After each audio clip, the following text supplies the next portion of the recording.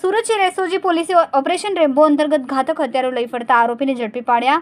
હાથ ધરી ચપ્પુ, રેમ્બોવાળા ખંજર, તલવાર જેવા ઘાતક હથિયારો લઈને ફરતા 72 ઇસમોને તથા તડીપાડી ઇસમ મળીને કુલ 73 ઇસમોને ઝડપી પાડ્યા અને તેઓને કાયદાનું ભાન કરાવ્યું.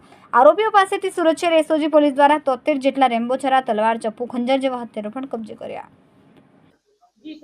એસઓજીએ ઓપરેશન રેમ્બો હાથ ધર્યું. એના અંતર્ગત સમગ્ર શહેરના અલગ અલગ જે અમારા ડિવિઝન છે એની અંદર એક ડ્રાઈવ આપવામાં આવી હતી. એ ડ્રાઈવ દરમિયાનમાં જેટલા પણ તડીપાર થયેલા છે તે ઇસમો, ગુજસીટોક અગાઉ થઈને છૂટેલા છે તે તથા મારામારીના ગુનાવાળા અને ગંભીર ગુનાવાળા જે આરોપીઓ છે એને ચેક કર્યા અને અમુકને કોમ્બિંગ દરમિયાનમાં રોડ પર મળી આવી. એવી રીતે ટોટલ 72 જે છે આરોપીઓ પકડી પાડ્યા છે હથિયારો સાથે અને 72 હથિયારો પણ પકડ્યા છે. આ દરમિયાનમાં એક આસિફ તલવાર કરીને તડીપાર ભંગ નો કેસ પણ કરવામાં આવ્યો છે. જે તડીપાર થયેલો હોવા છતાં શહેરમાં હાજર હતો. એનું નામ છે આસિફ તલવાર, જે ગુજસીટોક અને ડબલ મર્ડરનો આરોપી છે તે પણ પકડાયો છે.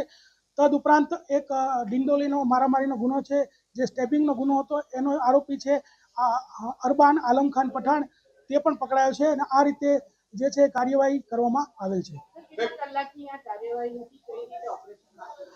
ગઈકાલે સાંજે હાથ ધરવામાં આવેલી હતી અને અમારા ડિવિઝનની જે અલગ અલગ ટીમો છે અને જે અમારા ત્રણેય પીઆઈઓ છે એને અલગ અલગ ટીમો બનાવી અને અમુક અમારા જે બાતમીદારો દ્વારા બાતમીઓ મળી હતી કે આની પાસે હથિયાર છે એને ચેક કરવામાં આવ્યા. અમુક રોડ પરથી મળી આવ્યા અને આ રીતે જે સમગ્ર કાર્યવાહી હાથ ધરીને 72 હથિયારો સાથે 72 ઇસમોને ઝડપી પાડવામાં આવે છે.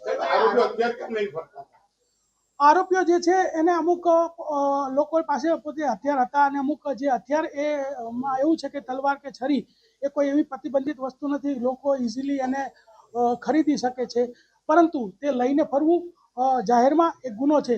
એટલા માટે આ રીતે જાહેરમાં આ લોકો ફરતા હોય, આ લોકો ઉપર હથિયાર ભંગનો જે કેસ છે દાખલ કરવામાં આવ્યો. કેમેરામેન સેનિલ વિરાણી સાથે વિશાલ છેટા, માનવ પ્રભા ન્યૂઝ, સુરત. અમારા વિડીયોની નવી અપડેટ મેળવવા માટે સબસ્ક્રાઇબ કરો માનવ પ્રભા ન્યૂઝ ચેનલને. બેલ આઇકન ક્લિક કરો લેટેસ્ટ વિડીયો સૌથી પહેલા મેળવવા માટે.